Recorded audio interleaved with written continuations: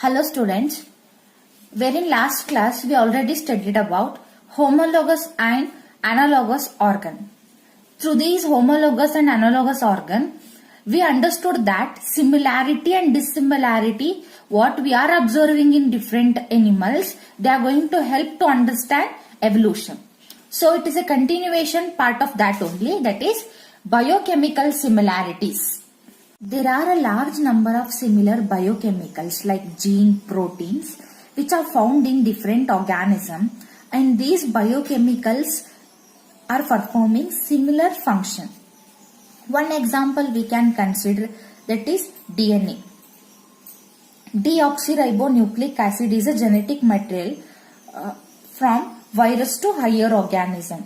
Even though DNA of virus, it will be act like a genetic material. If it is a DNA of higher mammals, same DNA is going to act like a genetic material. But biochemical similarity provides a many piece of evidence of evolution from common ancestor. Through that we can understand that their biochemical similarity are going to help to understand common ancestor. Natural selection.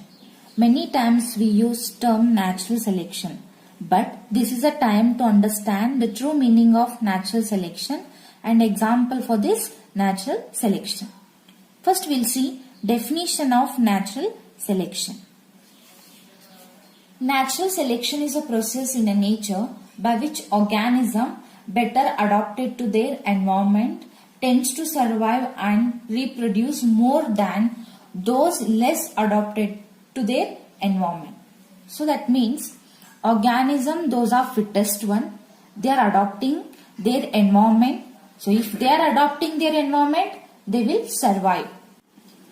Industrial melanism is a classical example for natural selection. Industrial melanism is also one of the example for protective resemblance with the surrounding. First we'll see what is a industrial melanism. Here we'll take one example, that is moth example. Moth is one of the insect belongs to phylum Arthropoda. Moth will survive where in industrial area. Where they will be present? They are going to present where in industrial area. So that's what they are going to develop melanin pigment. So these melanin pigment, they are going to help in hide their body from their predator. So that's what such adaptation we are calling it as industrial melanism.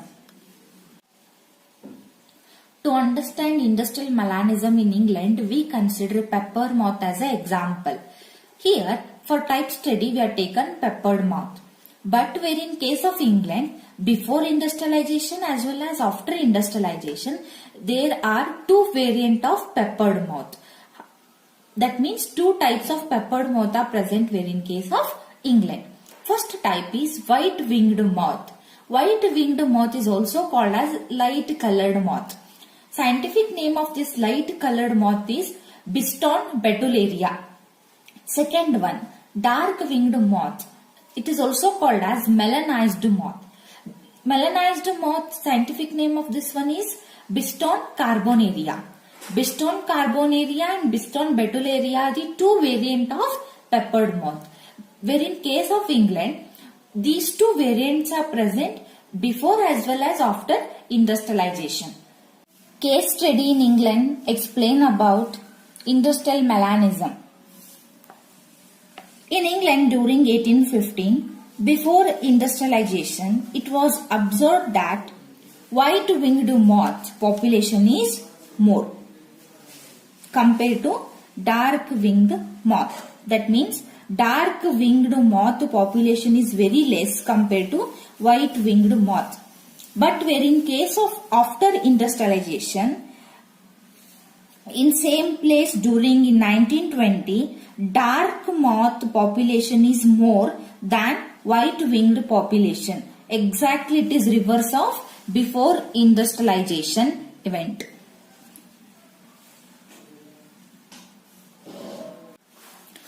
In pre-industrialization time, that means before industrialization, why white winged moth population is more? Here, before industrialization, in that time in England, tree barks are covered with lichens. We know that lichens are the biological indicator. That means they are going to grow wherever pollution free environment area is there. That means where pollution is absent in that area, lichens development we are going to observe. That's what we consider lichens as a biological indicators. So here in England in that time during 1850 in that time, tree barks are covered with lichens. If white winged moth are present on that white color tree bark, they are going to merge with that background. They are going to mimic like that white tree bark. So what will happen? Predators, they are not going to identify this white winged moth which are present on that white tree bark. So what will happen here? They are going to mimic like their background. That's what white winged moth are safe one. That's their number continuously they are going to increase in that time. But if dark winged moth are present on that white tree bark, what will happen? Predator easily they can identify that one. That's what most of dark winged moth were picked out by their predator. Because of that only, white winged moth population is more compared to dark winged moth population in that time. In post-industrialization time or after industrialization, dark winged moth population is more compared to white winged moth population. So after industrialization revolution in England, in same area, that area get polluted. Because of that industrial smoke and soot, here tree barks slowly they are going to covered with black colored smoke. Now in that time, black colored tree barks are available.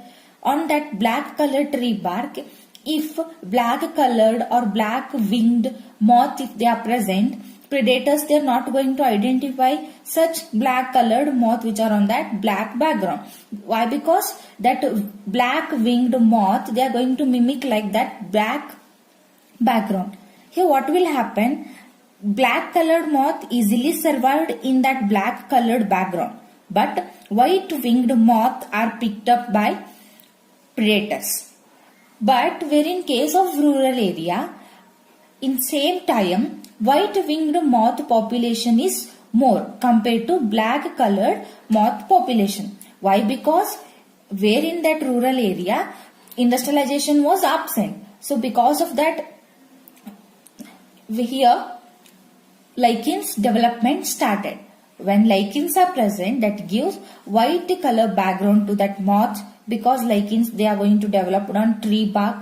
So white moth easily they are going to survive, but not dark or black winged moth. Here what will happen? Melanized moth, their number will be less where in case of rural area. But where in case of industrialization area, in that time in industrial area, here dark moth population is more. One thing we need to understand that two variants are present in that England. One is white winged moth, second one is black winged moth. But one number is more in one place, other number is more in other area. So here none of variant are wiped out. But those who are adopting that environment, they will survive more compared to other one. That's what wherever industrial area is there we are going to observe black winged moth. But if industrialization is not there in that rural area, white winged moth population we are observing. Natural selection. For that one more example is pesticide resistance pest. If pest species evolve pesticide resistance character, then that is mainly because of this natural selection. Here what will happen?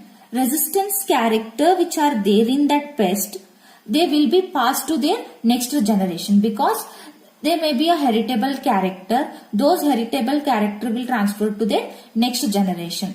Then their offspring also will survive because they are having resistance character. Here formation of resistant species is one of the key point for that evolution. Evolution is because of two events. One is because of chance of event in nature. Resistance characters which are present in pest is because of change in that environment. So, environment is giving chance to that organism to adopt that changes which are taking place in that surrounding. So, that mainly evolution is because of that change in that nature. Or else, evolution is mainly because of mutation. Sudden change which are taking place in their gene or in genetic material is also a key point for that evolution. Evolution is because of change in their nature as well as chances of mutation. If chances of mutation or chances of event in nature, these two are there, then they are adopting these two, then they will survive and this character will pass to their next generation. Next important concept, adaptive radiation. First we'll see definition of adaptive radiation. This is a process of evolution of different species in a given geographical area starting from a point and literally radiating to other area of geography, that is habitat, is called adaptive radiation. That means one organism is a common ancestor for number of species. Those species, they are evolved from this common ancestor and different species, they are adopting different geographical area because there may be a good food resource or good habitat is there and they are showing some adaptation, they are adopting that new environment.